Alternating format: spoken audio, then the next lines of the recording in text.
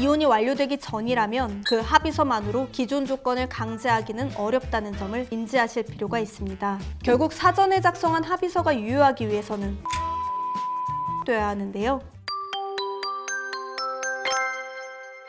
안녕하세요. 이혼 전문 변호사 유지은입니다. 이혼 상담을 하다 보면 상대방이 작성한 각서나 합의서를 들고 오셔서 효력이 있는지 물어보시는 분들이 많습니다. 외도를 할 경우 재산 분할을 청구하지 않겠다. 아이의 양육권은 포기하겠다. 나중에 이혼하더라도 서로 어떠한 청구도 하지 않는다와 같이 서로 합의하여 문서를 작성했으니 그 조건대로 이혼이 마무리될 거라고 생각하시는데요. 이혼 사건에서 사전에 작성한 각서나 합의서가 유효하기 위해서는 별도의 조건이 충족되어야 합니다. 오늘은 이혼 시 작성하는 합의서의 효력에 대해 말씀드리는 시간을 갖도록 하겠습니다.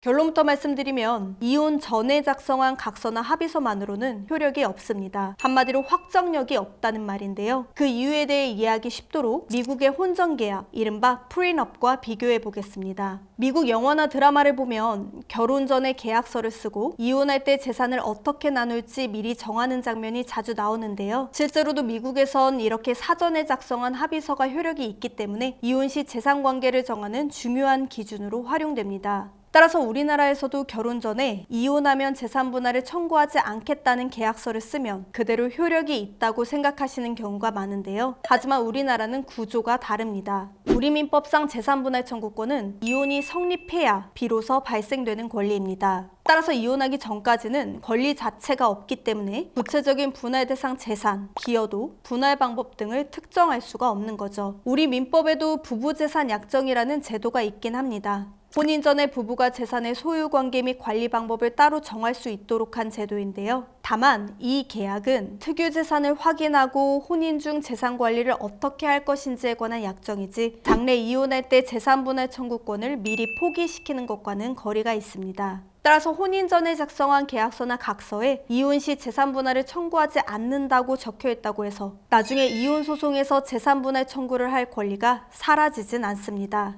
이는 혼인 중에 작성한다 해도 마찬가지이기 때문에 이혼 전에 작성한 합의서는 실제 이혼 시 강제력이 없습니다. 이는 합의 내용이 재산 분할이든 위자료든 증권 양육권이든 양육비든 간에 모두 마찬가지로 적용되는데요. 결국 이혼 전에 작성한 합의서는 어떤 내용이든 간에 그 자체로는 효력을 갖는 문서가 아니라는 점을 먼저 짚고 넘어갈 필요가 있습니다. 물론 이혼 전에 작성한 합의서가 전혀 의미 없는 문서라는 뜻은 아닙니다. 상대방이 과거에 어떤 의사표시를 했는지, 어떤 조건으로 합의를 시도했는지를 보여주는 자료로 활용될 수는 있습니다. 예를 들어 상대방이 과거에 재산 분할을 포기하겠다고 말했는지, 본인의 귀책사유를 인정하며 위자료 지급 의사를 밝혔는지, 양육자나 양육비에 대해 어떤 입장을 보였는지는 이후 합의 과정이나 소송에서 영향을 미칠 수는 있습니다. 다만 참고 자료로 활용된다는 것과 그 내용대로 법적 효력이 확정된다는 것은 전혀 다른 문제이기 때문에 그 문서만으로 이혼 조건이 확정된다는 의미가 아니라는 점을 구분하셔야 합니다. 실무상 많은 다툼이 있는 부분이 합의서를 작성한 뒤 한쪽이 입장을 바꾸는 경우인데요. 이혼이 완료되기 전이라면 상대방이 재산 분할이나 양육 조건에 관한 기존 입장을 번복하더라도 그 합의서만으로 기존 조건을 강제하기는 어렵다는 점을 인지하실 필요가 있습니다. 결국 사전에 작성한 합의서가 유효하기 위해서는 별도의 조건이 충족되어야 하는데요. 이혼 조건이 확정력을 갖기 위해서는 다음 세 가지 절차 중 하나로 정리되어야 합니다. 첫 번째는 협의혼을 전제로 합의서를 작성한 후 실제로 협의혼 신고까지 된 경우입니다. 당사자 사이에 재산 분할, 위자료에 관한 합의서를 작성했더라도 실제로 이혼이 완료되기 전에 다툼이 생겨 소송으로 갈 경우 해당 합의서는 효력이 없다고 말씀드렸는데요. 다만 협의혼을 전제로 한 합의서를 작성하고 실제로 협의이혼 신고까지 완료되면 합의서는 이혼 조건에 관한 당사자 사이의 합의로 유효하게 인정됩니다. 여기서 중요한 건 반드시 협의이혼 신고까지 완료돼야 한다는 점인데요. 따라서 합의서를 쓰고 협의이혼 신고까지 했음에도 일방 당사자가 이후 합의서 내용과 다르게 위자료나 재산 분할을 청구하는 것은 허용되지 않습니다. 두 번째는 조정으로 정리되는 경우인데요. 이혼 조정에서 당사자들이 합의하고 합의된 내용이 조정조서에 기재돼 되면 그 자체로서 확정 판결과 동일한 집행력 있는 문서가 됩니다. 전자처럼 협의이혼으로 마무리하는 것보다도 합의 내용에 대해 직접적인 강제 집행력까지 갖출 수 있기 때문에 실무상 더 안전한 방법으로 볼 수 있습니다. 세 번째는 판결로 정해지는 경우입니다. 합의가 되지 않으면 재판을 통해 위자료와 재산 분할이 정해지는데요. 이때 결정된 법원의 판결문은 유효하게 구속력과 강제 집행력을 갖게 된다는 점 참고하시면 되겠습니다.